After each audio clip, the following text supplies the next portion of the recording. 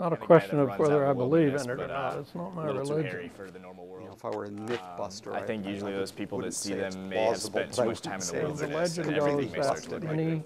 many years I ago, definitely believe in Bigfoot. the Salish I had a feel war like with he the has king been around of- for a long time. Is I it believe in Bigfoot. scientifically No, I possible? don't think I do.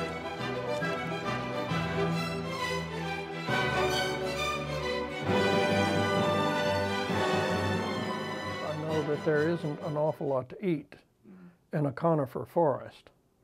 And if I was an animal that size, I think I'd probably starve to death.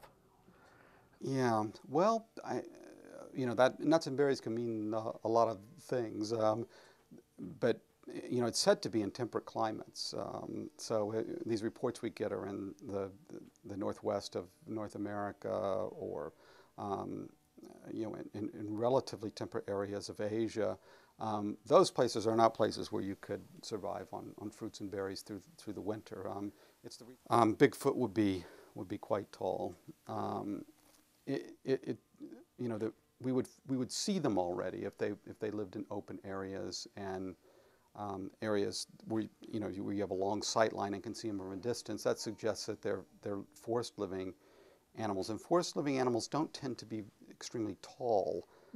Several years ago, there was an eruption in Washington State, I believe, of a volcano. I can't remember the name of it, Mount St. Helens, I believe. And right after that, people were beginning to say that it scared the Bigfoots away from Mount St. Helens, and they started migrating to the east. And sure enough, about a year later, there were some sightings around Bloomington.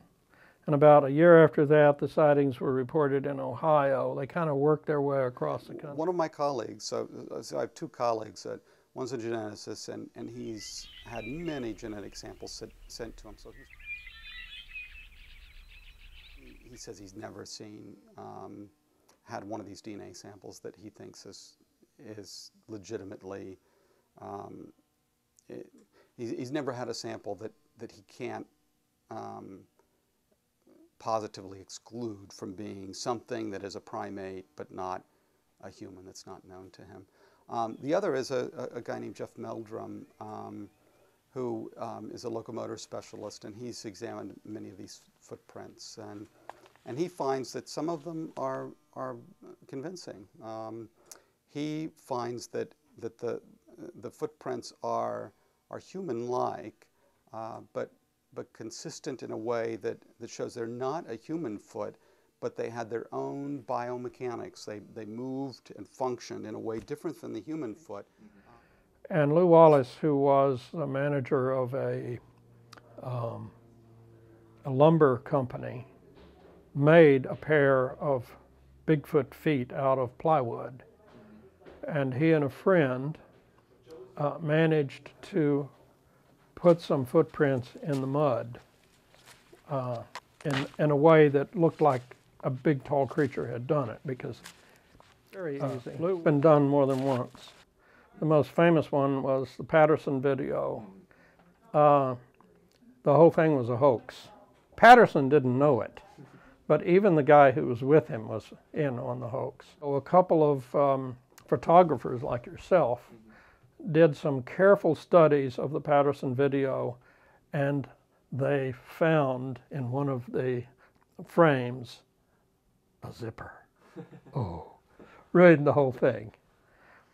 That film was under litigation for about 15 years. But I think we will ever find a Bigfoot.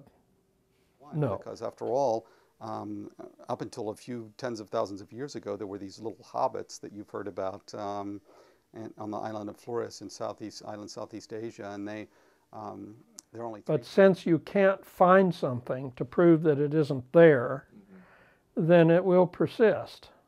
It's called ad ignorantium, or an appeal to ignorance.